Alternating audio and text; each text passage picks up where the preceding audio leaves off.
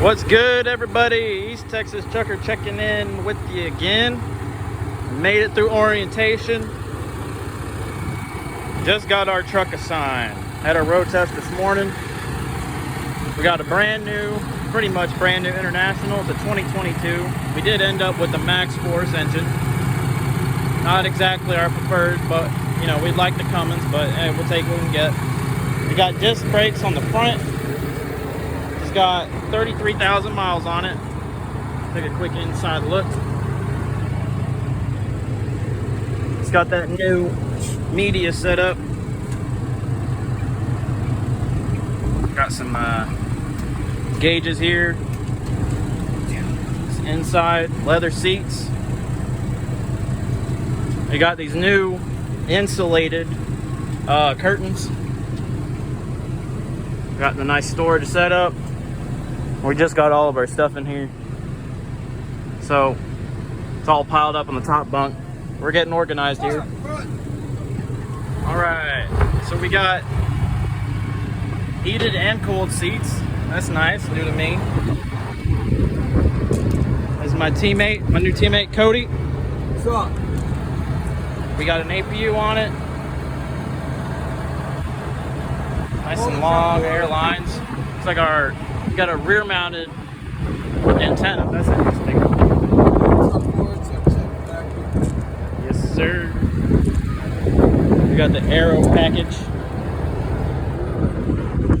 Oh, yeah. So it does shut off every few minutes because it's got that APU on it.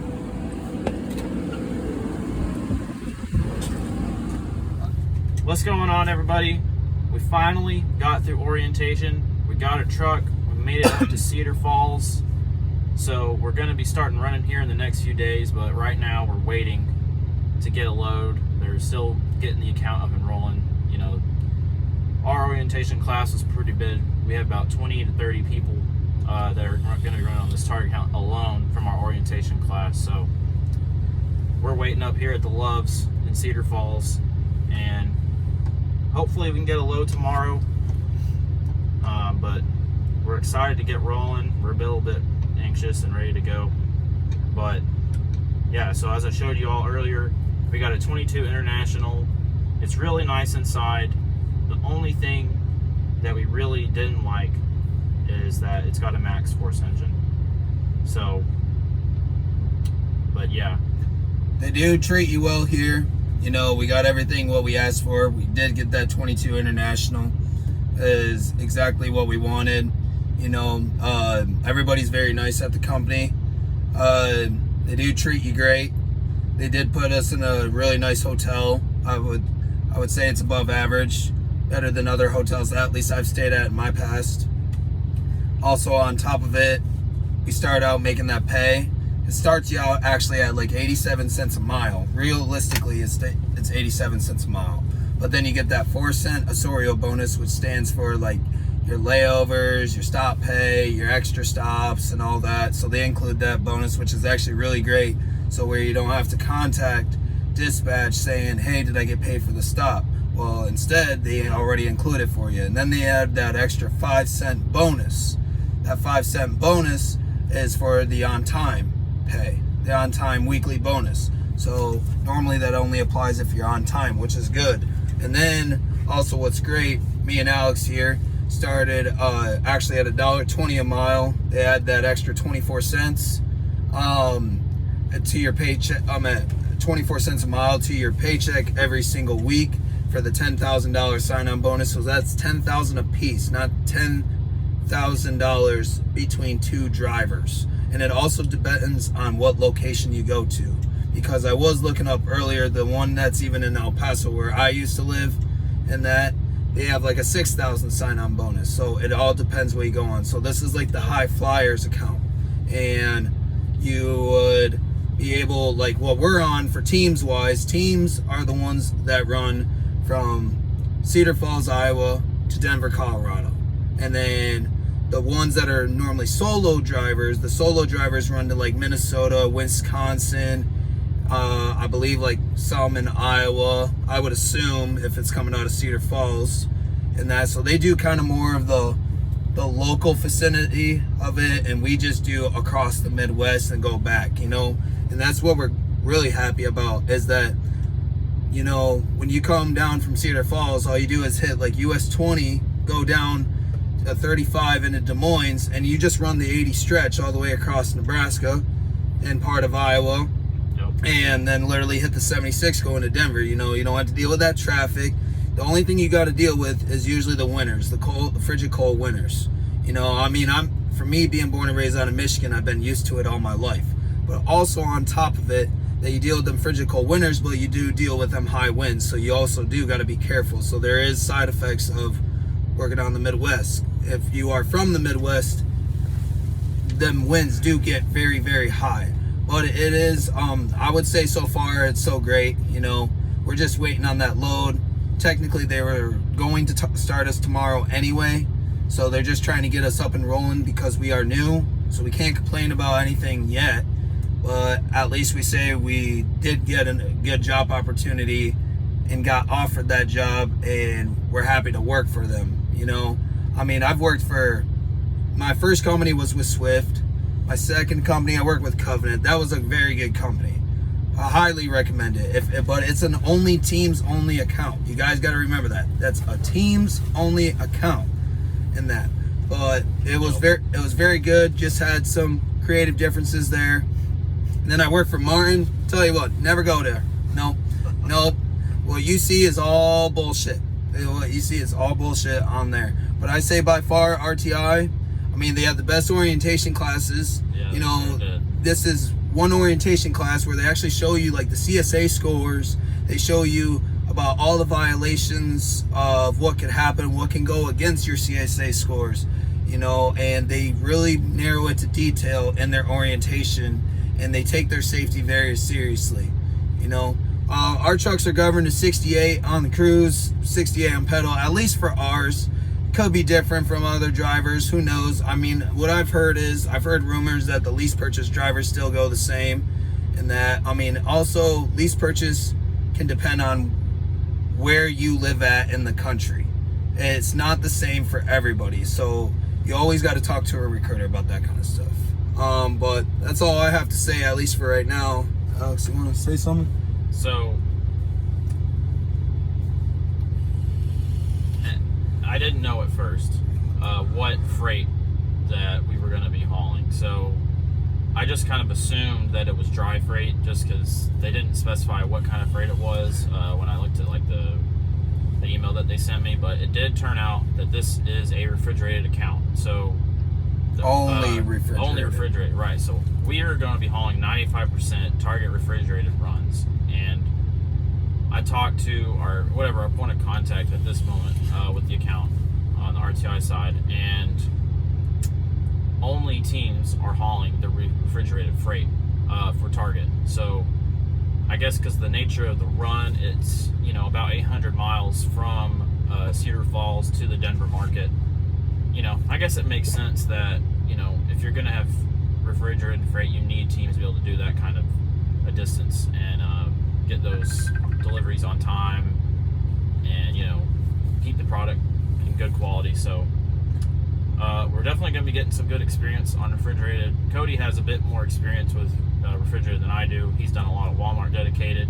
I did a little bit here and there when I was at Swift, but so it'll be cool to learn some more on refrigerated, but that's going to be another part of the account that I'm going to have to adjust to. But I think it's going to be worth it, man. Like, this pay is just so good.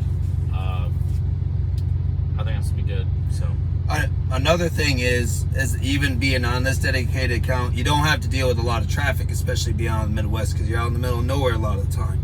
But also, especially doing teams, run into Denver, do it with somebody that you trust. But also on top of it, think about it. If that's about 700-800 miles to Denver, all the way from Cedar Falls alone, you know, you can literally run out a full shift, and then your teammate can complete the delivery and then run it back.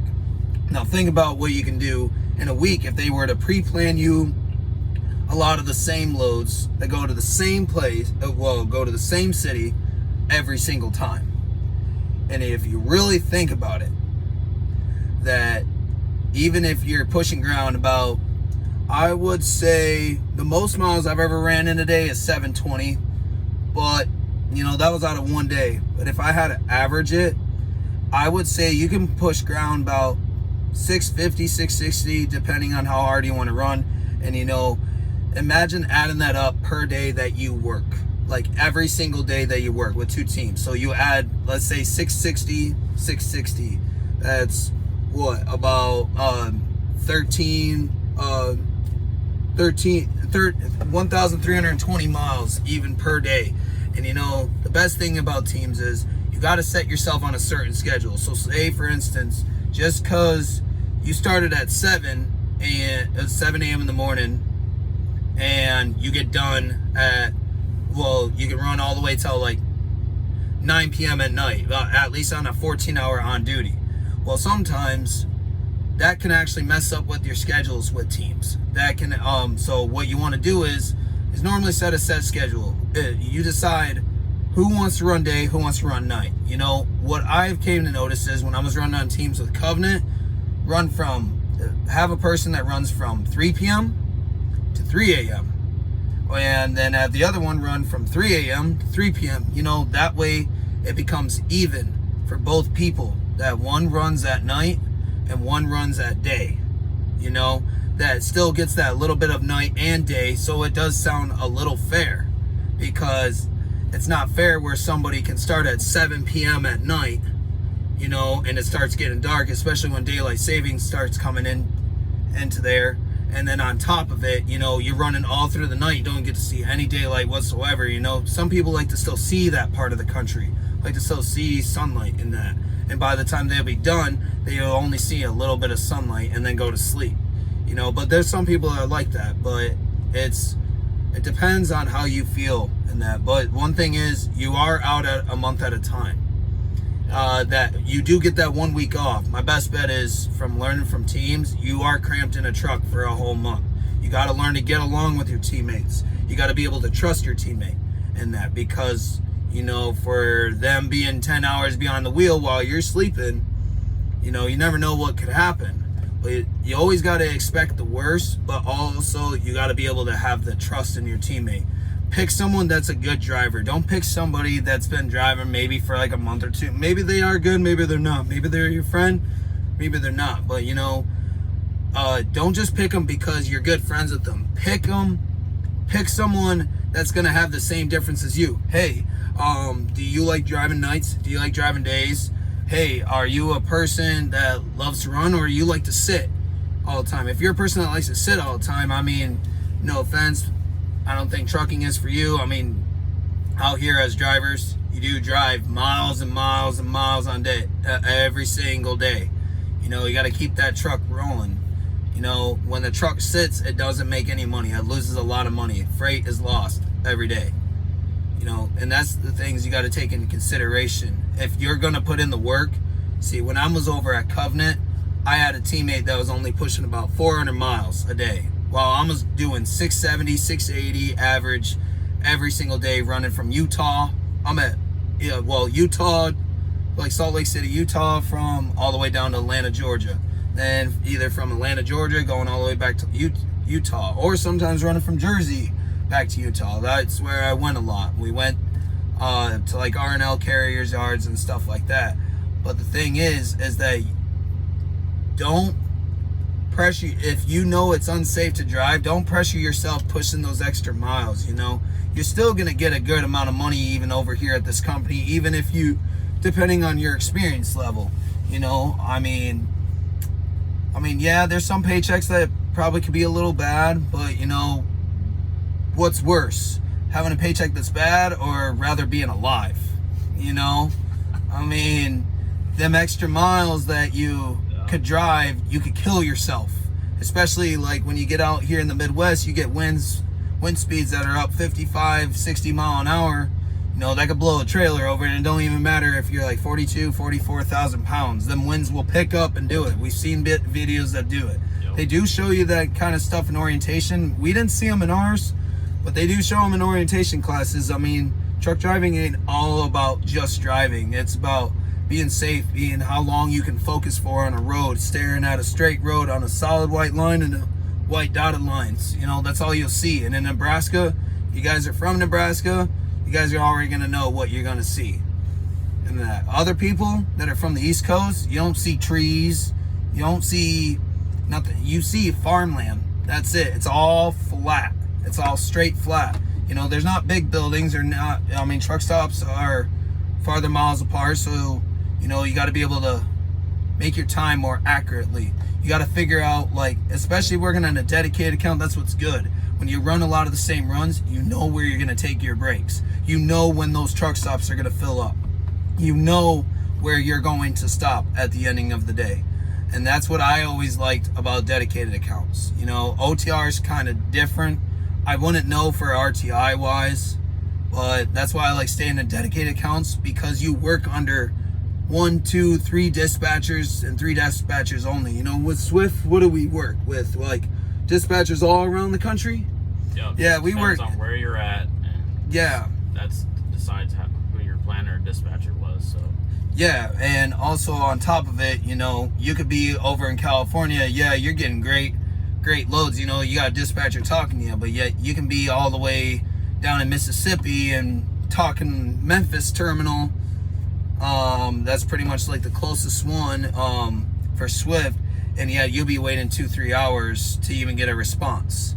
You know, compared to California, they got like 6 terminals out there, so you can get a faster response. It just depends on that location you're in.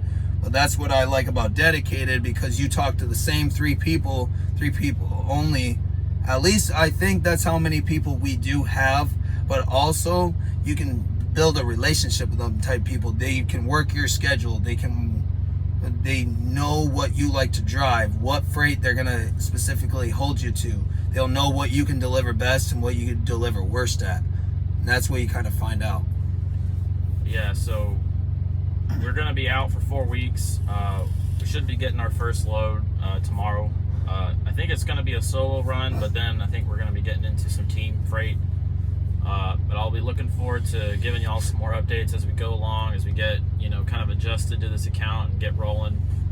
And then we'll be home for a week, and then hopefully I can bring the cat into the truck.